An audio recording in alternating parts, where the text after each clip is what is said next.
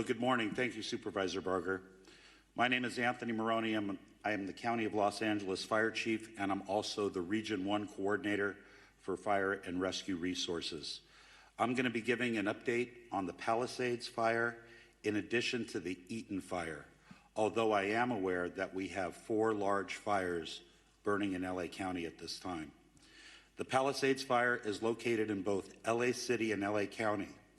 We are in unified command with the City of Los Angeles Fire Department in addition to CAL FIRE. We have well over 5,000 acres that have burned, and the fire is growing.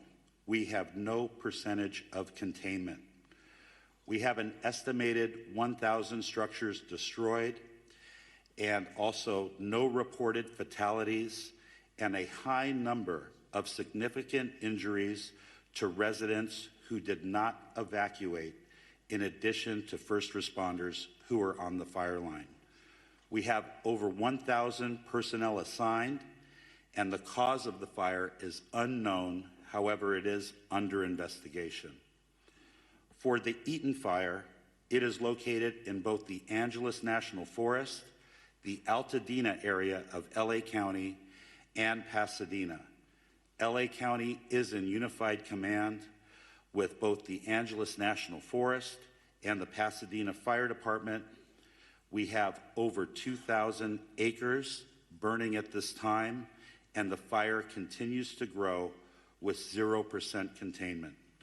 We have over 500 personnel assigned, and unfortunately, we have 2 reported fatalities to civilians. Unknown cause at this time, and we do have a number of significant injuries. We have over 100 structures destroyed, and the cause of the fire is unknown and under investigation. I will ask that LA City Fire Chief Kristen Crowley update you on the Hearst fire after I am finished with my remarks. The LA County Fire Department operational area consists of 29 separate fire departments in LA County, and all of those fire departments are at drawdown with no fire apparatus or additional personnel to spare. As the Region 1 Coordinator, I have requested mutual aid from the 5 counties of Orange, Los Angeles, Ventura, Santa Barbara, and San Luis Obispo counties. Additionally, last night, I contacted the State Office of Emergency Services and requested 50 engine strike teams. 50 engine strike teams is composed of 250 fire engines and over 1,000 personnel. We have also requested resources from out of state, as well as Northern California. Thank you to the first responders from Nevada, Oregon, and Washington State that are already on the road coming to LA County to assist. Lastly, the National Weather Service has predicted a continued red flag weather event with strong winds and low humidities, placing all residents of Los Angeles County in danger. To all of our viewers, please prioritize your safety as well as the well-being of those around you as we come together to continue to get through this widespread disaster. Los Angeles County firefighters will remain on the front line until we reach full containment, and we ask that you keep all of Los Angeles County in your thoughts and prayers. I would now like to invite up Los Angeles City Fire Chief Kristen Crowley to give her briefing. Thank you.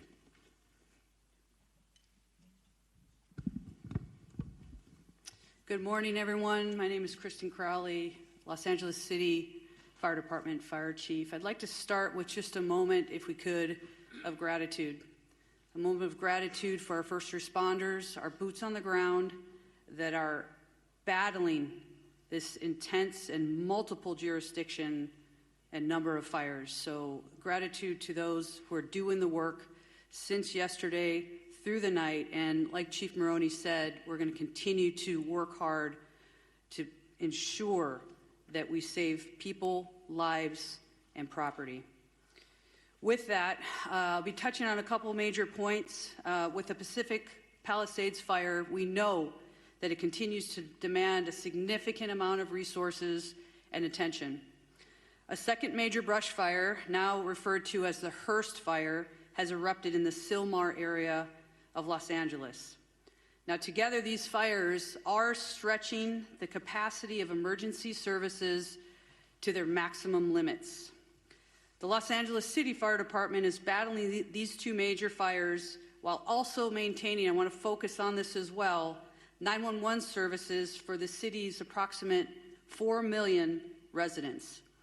Now, despite the severity of the conditions, our department remains fully committed to safeguarding lives and property.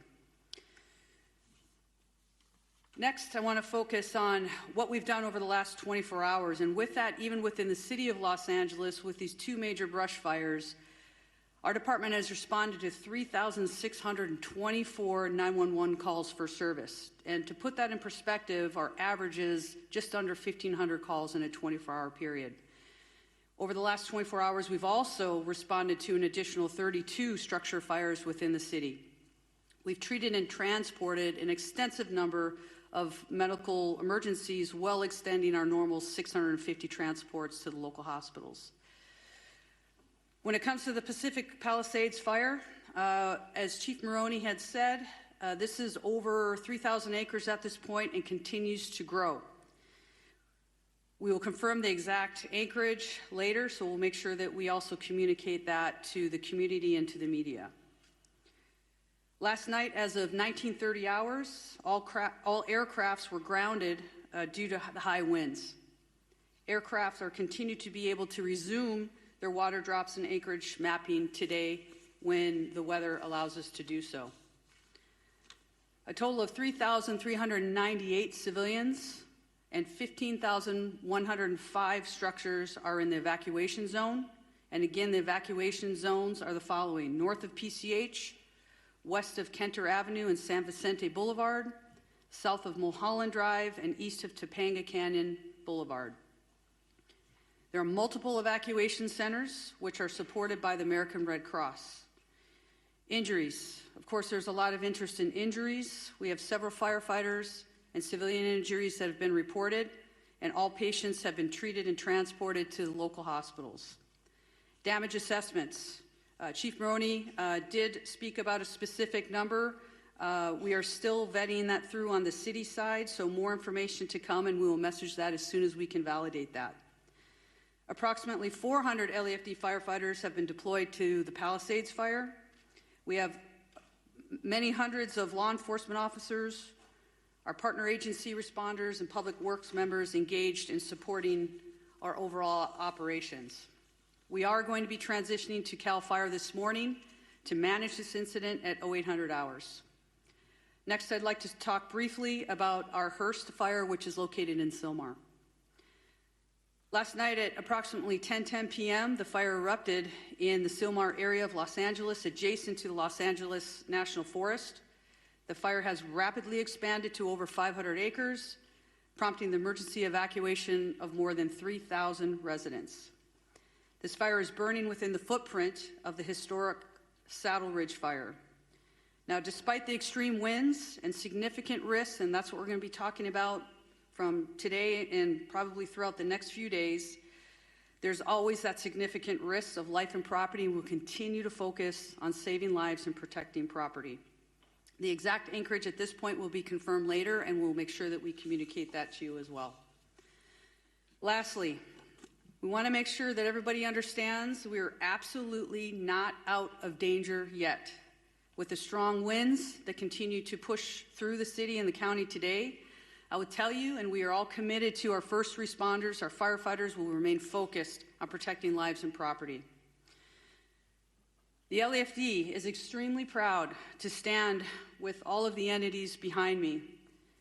Our top priority will continue to be life safety, ensuring that safe evacuation and the rescues of our residents that are in harm's way.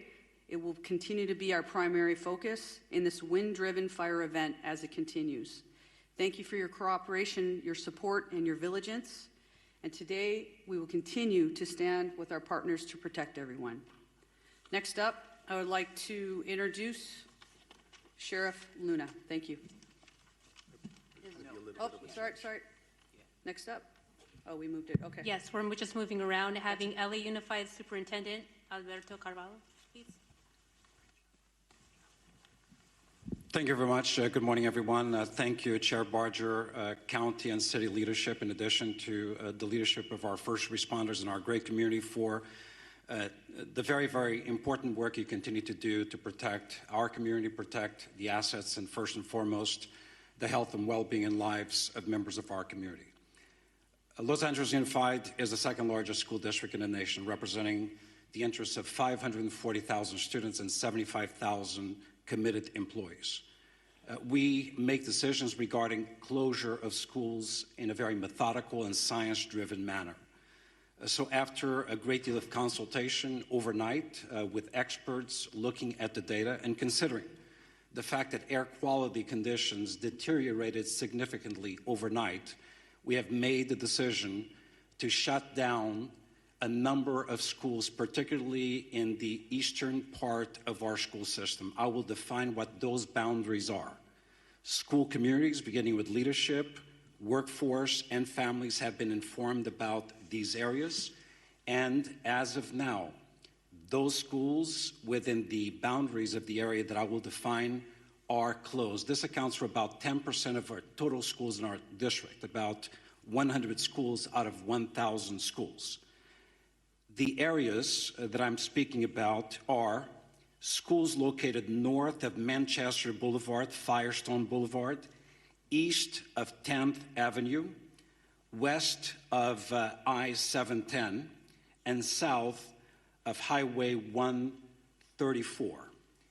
Any school within that area, and that accounts again for the eastern part of our district, where the air quality met or exceeded levels that are not appropriate for employees or students to be around, are effectively shut down. We will be making decisions about what will happen in those schools going into tomorrow by 4 p.m. today based on the evolution conditions.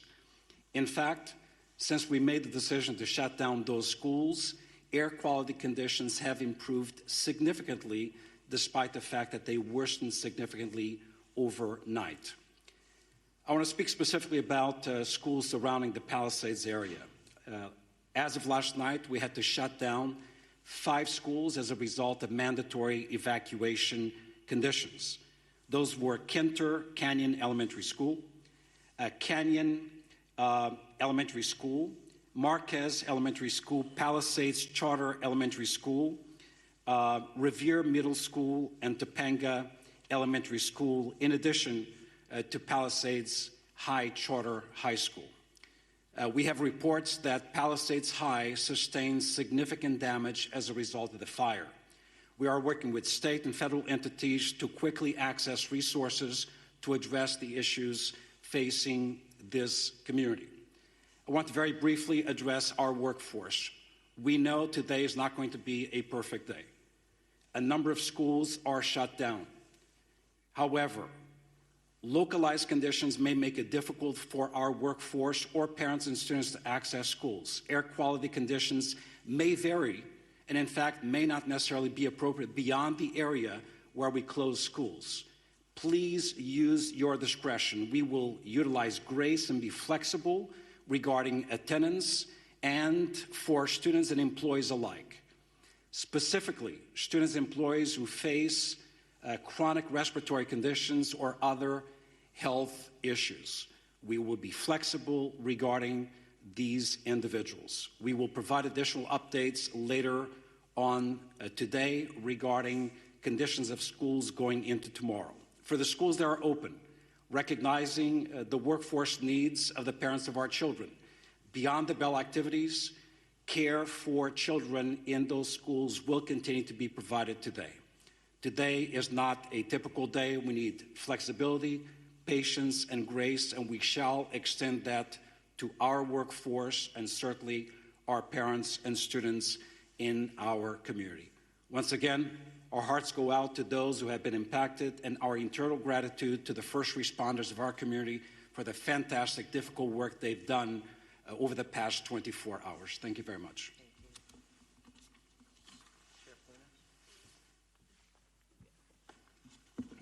Morning.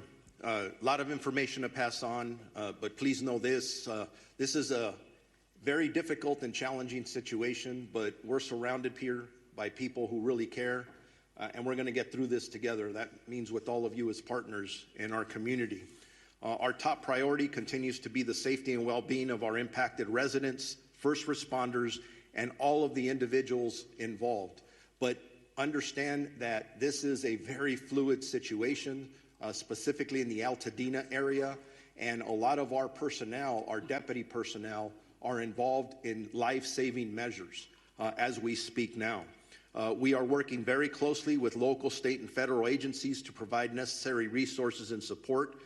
We have been in constant communication with both our fire and law enforcement partners across LA County and beyond to ensure that all available resources that are needed are being deployed strategically and effectively, but we are prioritizing life over everything else. There are over several hundred sheriff department personnel working around the clock to evacuate residents in danger, assist with road closures, and respond to multiple missions that are given to us, and they do change periodically depending on that life mission.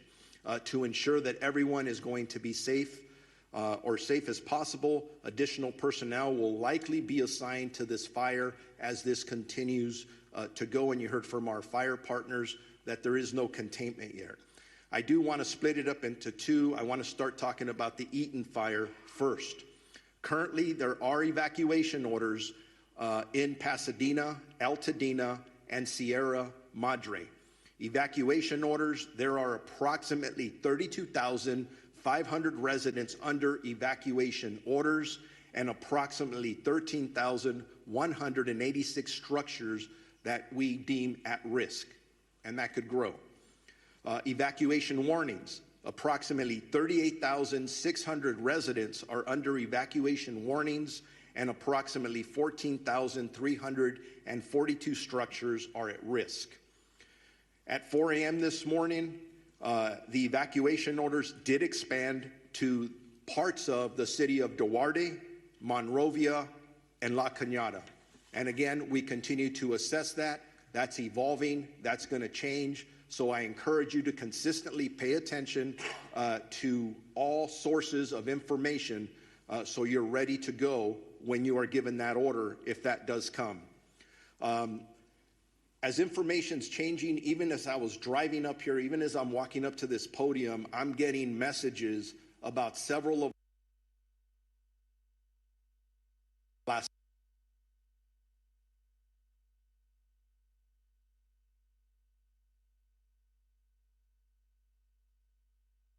up here. I did find out that we did have 2 fatalities in this area. I don't have any specifics. There is a lot of damage out there. We're still in the process of doing these assessments, trying to still save lives. So this information is going to change. The Altadena Sheriff's Station itself was evacuated, and it was at least limited on fire. There was some fire at the Altadena Station, but we did have to clear out all of our employees out of there.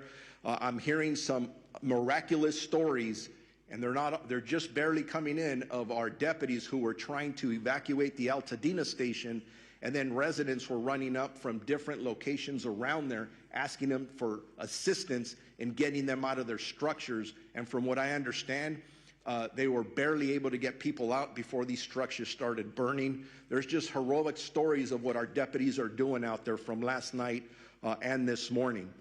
I want to make sure people know deputies are working to assist residents who are evacuating and continuing to make evacuation notices as we're speaking. They are securing areas that are evacuated, and it's always sad when I have to say this, but part of our responsibility is to make sure that no one loots or steals from our residents, our community members who are already being impacted.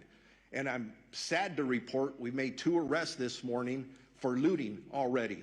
So if you are thinking about coming into any of these areas, to steal from our residents, I'm going to tell you something. You're going to be caught, you're going to be arrested, and you're going to be prosecuted. Don't do that. Stay out of these areas. It's only for emergency workers and people who live there. We are, at this point, unable to clearly determine the extent of damage at this point because the conditions are rapidly evolving and the destruction needs to be assessed as the daylight hours have come forward. I do know that I've lost at least one sheriff's black and white to a fire. Thank God that the deputy is okay. But deputies continue to be on patrol throughout the road closure areas to ensure evacuation areas remain closed to the public. All schools in the Pasadena Unified School District are closed. There is a road closure at Altanina Drive from Allen to New York Drive. For those in need of shelter, please head to the Pasadena Convention Center located at 300 East Green Street in the city of Pasadena, and we're working with them in Unified Command and in partnership as well. For animals, there are established shelters at Large Animal Shelter Rose Bowl Stadium at 1001 Rose Bowl Drive in Pasadena, Small Animal Shelter Pasadena Humane Society at 361 South Raymond Avenue in Pasadena. I'm going to switch gears now to the Palisades fire that we've been heavily involved in with our partners, again with LAPD and LA City Fire and everyone else that's up there working. As of this morning, the fire was still burning in that area. That's impacting our residents. Evacuations are in effect, continuously in effect for the city of Calabasas, the city of Malibu, Los Angeles City, Pacific Palisades, and unincorporated area of Los Angeles County and Topanga Canyon. Evacuation orders are approximately 37,000 residents under evacuation orders and approximately 15,000 structures at risk. Again, that's specifically for the Palisades fire. Evacuation warnings, approximately 20,000 residents are under evacuation warnings and approximately 6,500 structures are at risk. There have been minor injuries, and our partners at the fire department have talked about those, and several, unfortunately, structures that have been lost, and we're still assessing those. Bear with me, I'm almost there. There's a lot of information, very important information. There are several road closures which can change rapidly. The 10 freeway at Lincoln Boulevard, southbound PCH at Las Flores Canyon, southbound PCH at Topanga Canyon, Coastline Drive at southbound PCH, westbound PCH to Entrada to eastbound closed from PCH and Malibu Canyon. We have established shelters up for that fire in the following locations. Westwood Recreation Center, which is at 1350 South Sepulveda Boulevard in Los Angeles, Pasadena Convention Center, which I already mentioned, we can go there, 300 East Green Street in the city of Pasadena, and El Camino Real Charter High School, 5440 Valley Circle Boulevard in Woodland Hills. Animal shelters, large animals, LA Equestrian Center at 480 West Riverside in Burbank, large animal shelter Pierce College, 6201 Winnetka Avenue in Woodland Hills, large animal shelter Rose Bowl Stadium in Pasadena, small animal shelter Agora Animal Center, and small animal shelter Pasadena Humane Society as well. We got to take care of our pets. As I wrap up, a reminder, and you've heard it from several of us, you need to be prepared. If you are in a warning area, make sure you have your essentials, your important paperwork, your medications, things that you can take, your phone charger to survive for at least a week. But if you are told to evacuate and given an order, there is nothing worth your life. Please listen to the police and fire officials that are out there and be prepared to evacuate. If you have more questions or there's about evacuations, evacuation centers, or road closures, go to lacounty.gov/emergency or our Sheriff's Department social media. Now it's my honor to introduce my partner of the Chief of the Los Angeles Police Department, Jim McDonald. Thank you very much. And as you look at the group assembled behind me this morning, each of those and everybody we represent who's out in the field all have families. Many are impacted directly by the fire, but they leave those families to come and try and be able to help everybody else who's out there. So I owe a debt of gratitude to everybody who is putting it all on the line for everyone else. This is a tragic time in our history here in Los Angeles, but a time where we're really tested and see who we really are. And it's critical that at these times we be patient, that we come together, that we focus on saving lives and to be able to do the very best job we can, so when we look back on this, we know that we did what we could for others. I look at the people who were out there on the line last night. The winds were like something that I have never seen before. Firefighters, police officers, deputies, they're out there sheltering in their vehicles, their trucks and their cars, so that they don't end up getting burned from the fire that was being driven by 75-plus-mile-an-hour winds. They were there until they could get out of the car and go back to doing their work. As you can imagine, a very difficult circumstance to deal with. These are, as I mentioned, unprecedented conditions, but also unpredictable. As the fire continues to spread and pop up in different locations, none of us know where the next one is going to be.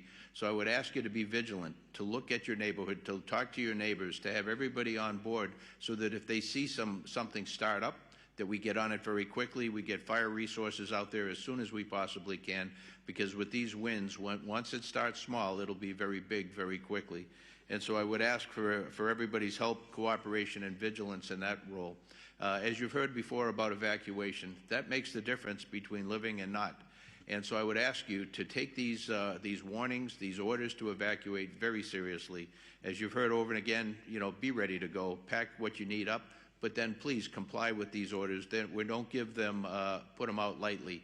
When we believe that you're in the path of the fire, we're going to order that evacuation, and we really, really need your compliance on that, because if we have to send people in to try and make rescues, those people are putting their lives on the line directly for something that could have been avoidable. Sheriff Luna mentioned looting. That's something that we also have to watch out for. That is incredible that we'd even have to talk about that during these tragic times. But we are going to take that also extremely seriously, and we will follow up with that in the strongest way possible. As far as traffic goes, that's something that we're used to dealing with here. This will be an extra test of gridlock in many places due to people not having access to their normal routes.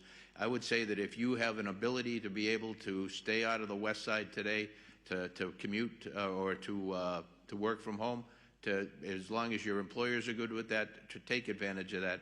The air is very tough today for particularly those who are challenged medically. If you can stay home and work from there, I would recommend that. We will continue to support our partners in the fire service and our other law enforcement partners. But to all and the public who are watching this, sincere thank you to all of you for your cooperation and your patience as we all get through this together. Thank you. Now we're going to introduce my colleague, Supervisor Lindsay Horvath, who represents the Palisades area. Lindsay?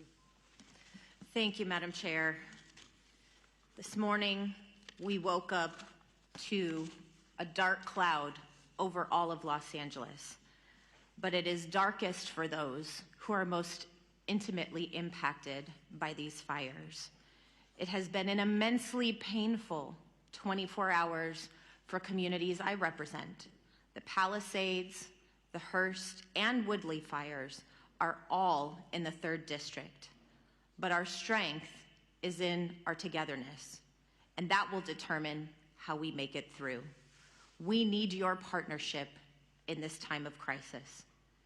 It is difficult to process the immensity of the destruction and loss, and we extend our hearts and every resource we have to all of our impacted residents.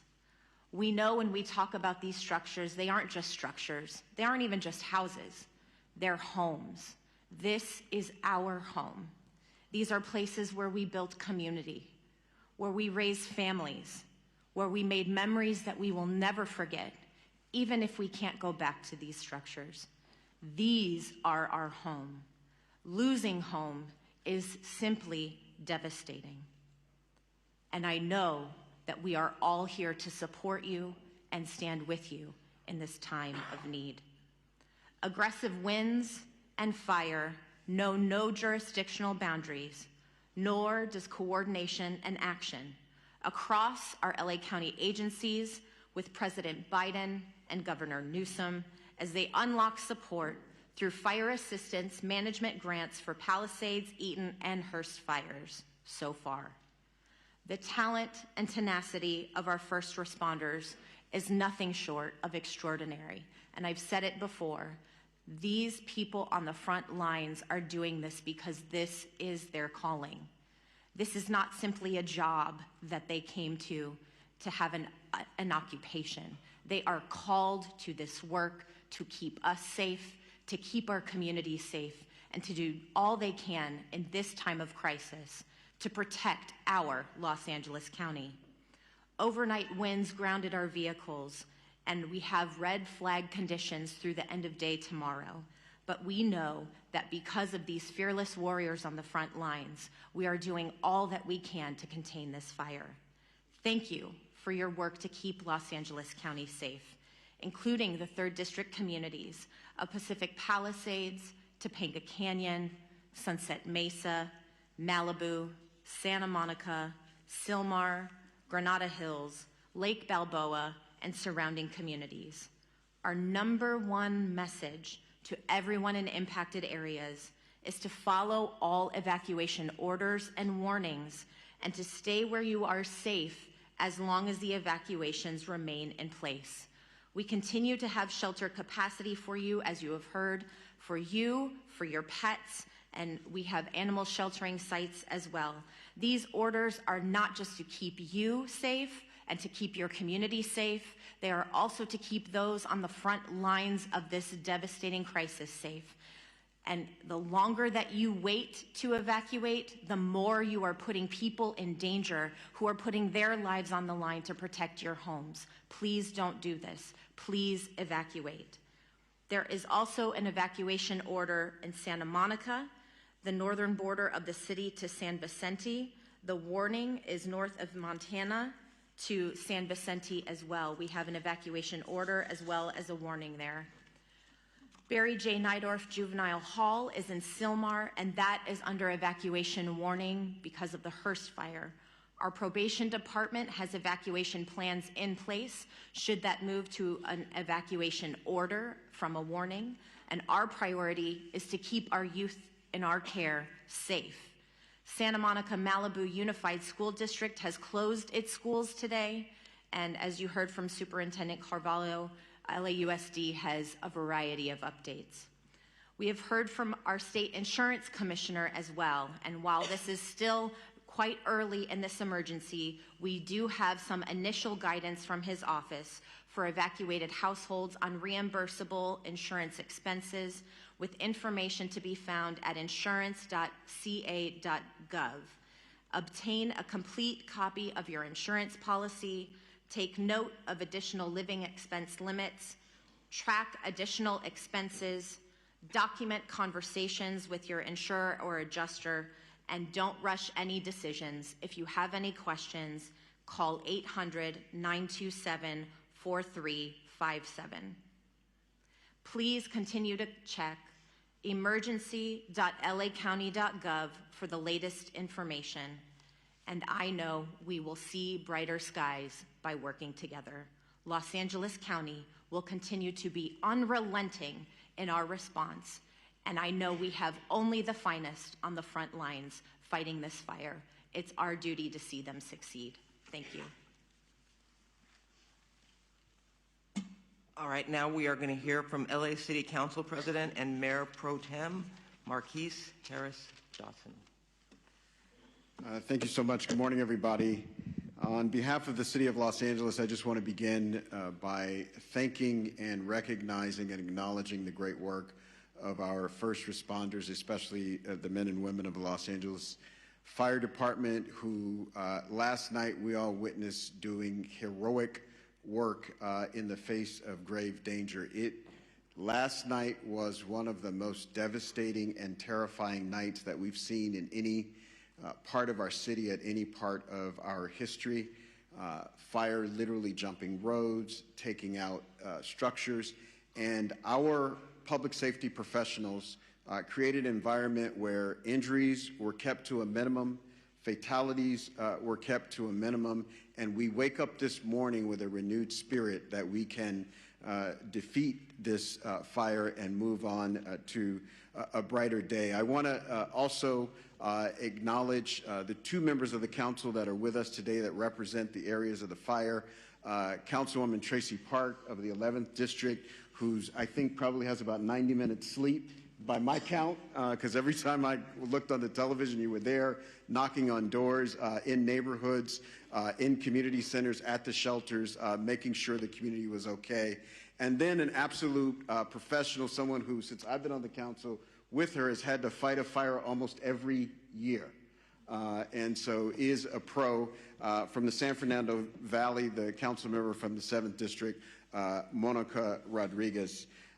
And again, all the men and women, the firefighters are in the front, but our DWP workers are out there making sure we don't have additional fires from power lines, and countless folks, DOT, making sure the flow of traffic stays so that folks who want to evacuate can do so, are out there as well. So there's literally thousands and thousands of people working together to make this work. I want to announce a few more closures to add to the school closures that we heard and the closures that the sheriff and the supervisor read to us. Griffith Park closed today, including Lake Hollywood. Runyon Canyon closed today. The Los Angeles Zoo closed today. The Hollywood Reservoir closed today. The Hollywood Sign closed today, as well as all the roads through the Sepulveda Basin in the San Fernando Valley. So nobody should be going those places today anyway. I will amend what Chief McDonald said. Not only if you're on the west side or in the valley, anywhere in this city, if you can stay off the roads, please do so. I live in South LA, a long way away from the fires. Visibility is less than 1 block because of the smoke. So if there is not a good reason for you to be on the roads, we ask that you leave the roads open as possibly as you can to the public safety professionals that have to do their work and will lead us out of the crisis that we face here in the city of Los Angeles and the county of Los Angeles today. Also, lastly, just grateful for the work of the President of the United States, kicked in for us late last night, who happens to be in Southern California. The governor was with us in the Pacific Palisades last night and has helped out. And a range of municipalities around the county and outside the county have come in to help where they can. And we're extremely, extremely grateful for their help in this time of crisis for our city and our county. And with that, I will ask the Director of the Office of Emergency Management for Los Angeles County, Kevin McGowan, to come to the mic. Thank you for the introduction. I'm Kevin McGowan. I'm the Director with the LA County's Office of Emergency Management. As my partners up here have said before, we're facing a historic natural disaster, and I think that can't be stated strong enough. This is not a normal red flag. We've been in partnership with the National Weather Service for days prior to the arrival of this severe windstorm. There's been amazing communication by the National Weather Service, and they should be acknowledged for all of the communication that was put out days in advance. What's critical about that is it partnered all of our public safety and emergency organizations throughout the county to begin preparations for this. And a lot of the successes we saw over the last 18 to 20 hours is a direct result of painstaking preparations that had gone into place for the last 48 to 72 hours. We still have a long road ahead of us. Our county is known with wildland fires. We just finished working on the Franklin fire. We've had the Bridge fire, the Post fire. This has been a very destructive fire season. This is just going to add to it. Our eyes are on mitigating the impacts from this emergency, working with our community partners, and then charting a course for what will be a long recovery effort. With that, I would like to introduce our Department of Public Works for LA County Director, Mark Pistrella. Good morning. Thank you, Kevin. My name is Mark Pistrella. I'm the Director of Public Works for Los Angeles County. the largest public works department in the United States. We're coordinating across the area with all our partner agencies, including, of course, primarily the City of Los Angeles, in addressing this event today. I'm going to talk a little bit about what our focus is in terms of infrastructure, and then I'll move on. Before I do that, though, I do want to acknowledge all of the residents that have either lost a home or who are being evacuated. I do personally understand what that is about and understand what kind of fear that can put into you. One thing I would recommend to you before you leave that home, if you want something to do, is to close that home up tight, close any openings, completely tight to the home, and make sure that access is open to the fire department in the event that they want to come on and do work on your property. That's one thing I've learned through the years is important. So right now, LA County Public Works is focused on water supply, the road safety and transportation system, and preparing our flood control system for the inevitable post-event, which may be flows of debris and mud. With respect to water resources, there's been quite a bit of talk in the media about the water system that we're using for suppression. So let me make the following statement. There have been quite a bit of comments over social media about the local water supply and its impact on firefighting efforts. There is collaboration across this region. Over 200 water retailers serve the region. LA County serves the area that in the Eaton fire area. LA City serves the area of the Palisades area. We also serve the Palisades area in the north area of unincorporated area water supply through the hydrant system. The municipal water systems that service our homes and businesses continue to work effectively. However, they are not designed to fight wildfires. A firefight with multiple fire hydrants drawing water from the system for several hours is unsustainable. This is a known fact. That's why air support is so critical to the firefight, and unfortunately, wind and air visibility have prevented that support. However, county and city water reservoirs, open reservoirs, are available and on standby once that support becomes available. We will be having fixed wing as well as helicopter draw of water from our system. We also need customers to understand that it is really quite futile to attempt to fight fire with your hose at your house. That's not something I would recommend you do, but in fact, I would ask that you turn off your water and turn off your gas, both things, before you leave the residence so that we can continue to have that water supply for the hydrant system. The transportation system is operating with many, many closures. Those closures are meant for evacuation as well as fire suppression efforts. So we're asking residents not to abandon vehicles in streets, to not park vehicles in streets, but to leave those vehicles on your property. And we ask that you drive very carefully because we also have the other event of wind right now. And we have numerous signals out across the area. So we need people to drive very consciously in the street system. And then the third piece in the road system and in our homes is the wind is causing massive tree fall. We have over hundreds and hundreds of trees that have fallen in the area already. We expect more of that to occur. This is a safety hazard for you and your children, so we're asking that you avoid walking outside, avoid being under trees, avoid parking cars under trees, all the things that you can imagine that a tree can do. A tree can be just as devastating to a home and to your personal self as a fire. So please be aware that the wind event is going to continue and the infrastructure is in place to do with that. We are currently preparing to remove that. We are removing trees as they fall where it's safe to do so. There will be a mass debris removal system put together that the county is coordinating, but we would be removing and working with the cities to remove the mass debris that's going to occur not only from the structures that have been damaged, but all of these trees that are down. So please, one of the things is make way for our utility workers who are in support of the very brave firemen and sheriff and police force that are out doing their job. We are in full support of them. So lastly, on the flood control system, this is just a quick note that yes, in fact, we will have a lot of debris. The flood control system has been impacted, that covers the entire region, by the fire. In fact, many of our facilities have been burned. One in Eaton area, Eaton Yard, where there is a debris dam there, and its facilities are currently threatened. We are looking at that and want to raise up those systems. As we enter into post-fire, our department will be available to do a review of your individual properties to make sure that you're safe from debris flow as another event that may occur in LA County. With that, I'm happy to turn over the microphone to my partner from the Department of Water and Power, the General Manager, Janice Kianis. Thank you, Mark. I am Janice Quiñones, CEO and Chief Engineer for LADWP.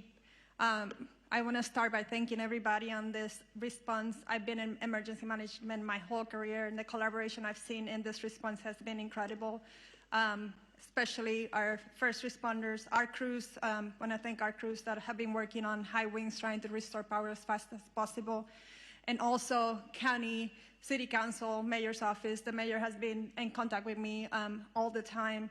And also other utilities in California have been proactively reaching out to us to help us with the restoration. So we're in the process of contacting them to ask for more support. I want to continue the thought process that Mark had about water supply in Palisades. We had a tremendous demand on our system in the Palisades. We pushed the system to the extreme. 4 times the normal demand was seen for 15 hours straight, which lowered our water pressure. We were pushing 75 CFS on our trunk line to try to keep water pressures in the system. If there's a message you take away from me today, is I need our customers to really conserve water, not just in the Palisade area, but the whole system, because the fire department needs the water to fight the fires, and we're fighting a wildfire with urban water systems, and that is really challenging. What happened in Palisades? We have 3 large water tanks, about 1 million gallons each. We ran out of water in the first tank at about 4:45 p.m. yesterday. We ran out of water on the second tank about 8:30 p.m. and the third tank about 3 a.m. this morning. Those tanks help with the pressure on the fire hydrants and the hills of Palisades. And because we were pushing so much water in our trunk line, and so much water was being used before it can get to the tanks, we were not able to fill the tanks fast enough. So the consumption of water was faster than we can provide water in our trunk line. So I want to make sure that you understand there's water on the trunk line. It just cannot get up the hill because we cannot fill the tanks fast enough. And we cannot lower the amount of water that we provide to the fire department in order to supply the tanks because we're balancing firefighting with water. So we have our operations people on the water side at the command post with the fire department, helping them with tactics to ensure that we can provide as much water as we can find to our first responders. What are we doing now? We're sending about 20 water tanks from our construction crews full of water to support the fire department. We identified other areas in our system where our tankers can refill. It takes about 30 minutes to refill about 4,000 gallons of water, and we're constantly moving that water to the fire department to get them as much water as we can. I would also ask for the people on zip code 90272, because we're pushing the water system so hard, our water quality is decreasing. So we're going to be issuing a boil water notice this morning, and that will extend for about 48 hours. The water quality is low. We have a lot of ash in the system. And so please, if you're going to be drinking water, you need to boil the water. Those boiled waters will continue to increase as the system starts restoring. We're also managing a power outage restoration. Our water emergency has been the #1 primary issue, but the power issues are continue to increase. The winds picked up at around 11 p.m. last night, and that's when we saw the majority of our outages coming in. As of 7 a.m. today, we have 135,000 customers out of power. We have restored about 78,000 customers since the start of the outage. 32 customers have been out of power for more than 10 hours, and 7 for over 18 hours. If you are out of power, I urge you to call us, call 911, let us know so that we can get to you as fast as safely as possible.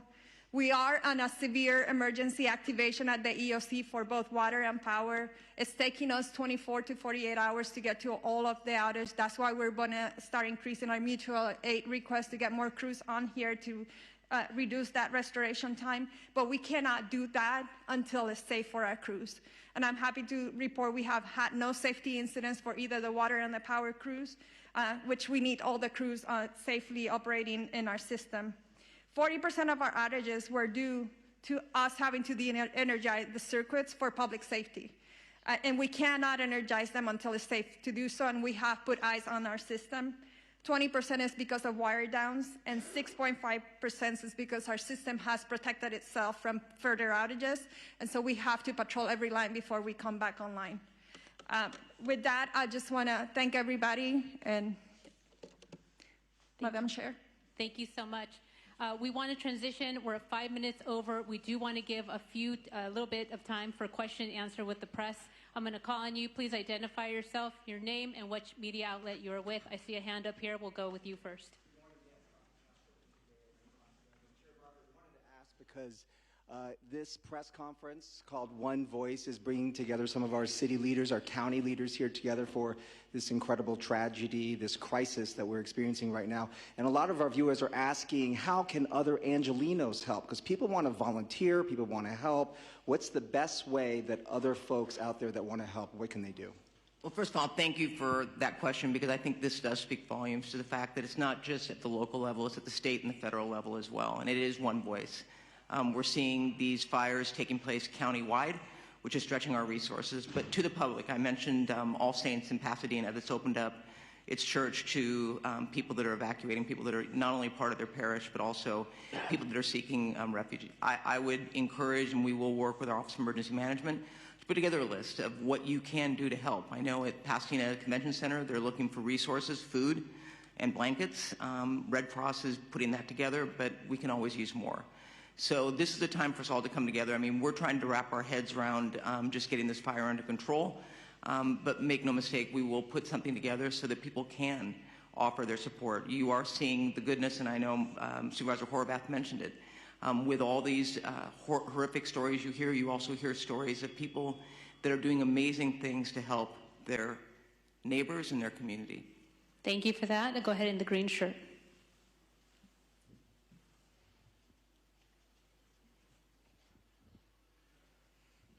Yeah, the DWP was talking about the problems with the water supply, and I was wondering if either the DWP or the fire department has any kind of numbers to talk about, like what is the number of hydrants that could not get water because of these pressure issues, what percentage of the system in Pacific Palisades wasn't getting serviced at that point, and given the type of things you're describing this morning, do you think there needs to be an overhaul of the system, given these increasing number of urban fires? And also, when does the mayor return? And name and media outlet, please. David Zahnizer with the Los Angeles Times. Thank you. So, Chief, please correct me if I'm wrong, but we were trying to keep water at all altitudes on the Palisades, and I think about 3 in the morning, that's when the hydrants went dry above the Brentwood area. We are able to push water on that trunk line on the east side of that, and we have some water on the higher elevations, 16 to 18,000. But at 3,000, at 3 a.m., all of the fire hydrants went dry in the Palisades.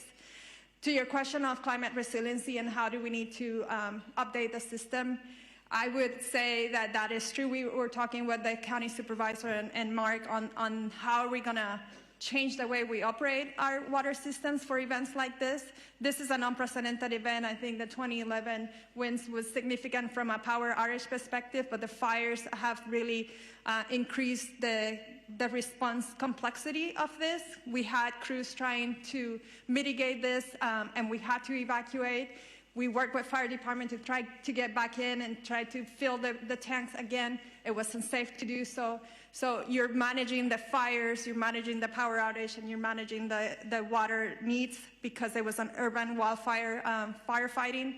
So yes, we have to look at our system from a climate resiliency as a region, and it's going to be more than just DWP. It's all the water agencies here, including the county. Thank you. Over here in the burgundy with a mask. Name and media outlet, please. Real quick, I can speak on the operational side of the hydrants. We don't have a specific number to the hydrants. We do know that it came in phases. Now, our firefighters always have a primary plan, a backup plan, contingency, and emergency plan. So oftentimes, just so that the public is aware, in large brush fires, water supplies are normally limited. So with that, our apparatus do have the ability to draft water if we need to out of pools, ponds, any type of water resource. We also utilize the water tenders, in which we spoke about a little bit earlier. So with that, I just wanted to clarify that. In regard to when the mayor is returning, I spoke to her this morning at 4 o'clock. She's on her way for the last leg of her journey back home from Dallas, so her ETA is right around noon. Thank you. Go ahead. Buenos dias, everybody. Ali Santana with Telemundo 52. For Chief Crowley, Chief Maroney, where can people go to donate food, water, supplies, and for Superintendente Carvalho, Sheriff Luna, and CEO Quiñones, just something in Espanol for our people in We will do something in Spanish right after we conclude over here with a couple of Spanish speakers regarding the volunteer information. Sure. So thank you for the question about the donations. I know we spoke about that earlier. Just a touch point for the community. We are so grateful for the community's efforts in regard to donations. Now, what I do want to be mindful about to make sure that we share is please listen to the direction of where those donations, either through money and or food, any type of donation, it can become problematic if the public starts to just drop things off. So we are putting together a strong plan from our Emergency Operations Center. We're at the highest level at this point. We're coordinating with the county as well. So stand by for more information. We want to be very purposeful and strategic in how we're going to collect those donations, and they are welcomed. Right over here with the glasses and the gray, right behind you. Over here with the hand up. Scott Snowden, Santa Monica Daily Press. Question for Ms. Horvath. Are there any forecasts or predictions at this point for the economic impact of this? There are no early numbers of the economic impact, but we are already exploring how we can do, for example, a business interruption fund, as we have done in other states of emergency. We know that there are many businesses that have also been impacted, in addition to the people who are experiencing difficulty in their homes. So we are looking at what resources the county has available to support on all fronts. But thank you for the question. Lastly, do you think this will affect insurance companies in their approach to house owners going forward? I believe it already has, and the conversation is ongoing. As I shared earlier from the insurance commissioner, I know this is an ongoing conversation in his office, and he has provided that information and welcoming phone calls from folks who do have questions about insurance impacts as a result of these fires. I do know that yesterday, through the help of our chair, the county declared a state of emergency, as did the governor, and I know that there are other states of emergency that will be declared in order to make sure that all residents are able to readily access everything that they need to in response to these claims. Thank you. We need to move on. Right here in the front, young woman with the hand up. Hi, Grace Tui with the Los Angeles Times. I was hoping one of the fire chiefs could talk a little bit about long-range spotting and how far we actually saw embers jumping from one fire to other spot fires. And then And we're going to leave that news conference, which has announced there are 2 civilian deaths, numerous injuries, and thousands of properties still at risk. It is 5 o'clock. I'm Mark Austin. This is the News Hour, 60 minutes of news, analysis, and interviews. And we begin right now with that top story this hour. 2 people have died and numerous civilians and firefighters have been injured as wildfires rip through neighborhoods in California. A state of emergency is declared in Los Angeles as an investigation is launched into the cause of the fires. 70,000 people are now under evacuation orders, with more than 1,000 buildings destroyed so far. We have well over 5,000 acres that have burned, and the fire is growing. We have no percentage of containment. Also tonight, Starmer and Badenoch clash in the Commons over whether there should be a national inquiry into grooming gangs. Needed. LA County right now, like the LA City Fire Department, is prioritizing life safety, but we're also engaging in structure defense, perimeter control, and aerial operations. Remember that the LA County Fire Department has 13 aerial assets available to it. In addition to our agency-owned helicopters, we have our 2 CL-415 Super Scoopers and our CH-47, which is part of the 3-county QRF. So we're prepared to keep fighting the fight. Like I said earlier, I've requested additional resources, not only from Northern California, but from out of state. We did that last night, yesterday. So we're doing the very best we can, but no, we don't have enough fire personnel in LA County between all of the departments to handle this. Thank you. Thank you. And we have a couple of just quick I questions. just want to also acknowledge that that came down from Sacramento State Senator Ben Allen and Sasha Perez, as well as our Santa Monica Mayor Negrete, who's also present here. And I know that Congressman George Whiteside is flying in from Washington, D.C. He represents the Sylmar-Santa Clarita area, and so we appreciate you all being here.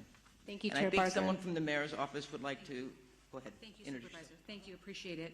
Good morning, everybody. Celine Cordero, Deputy Chief of Staff to Mayor Bass.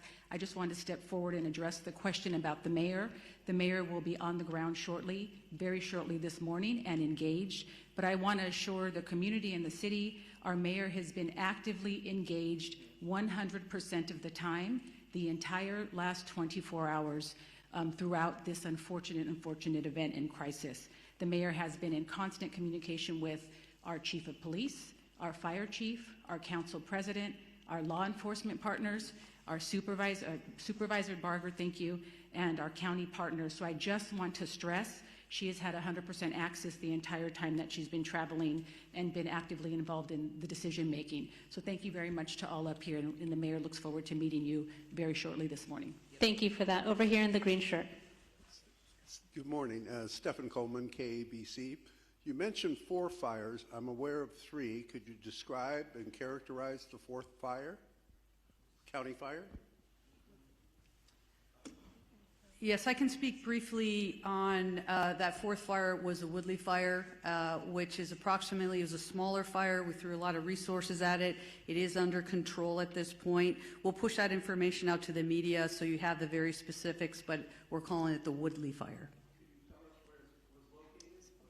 Yeah, it was in the Sepulveda Basin. Yes, sir. Thank you. Last question, then we'll have one-on-ones.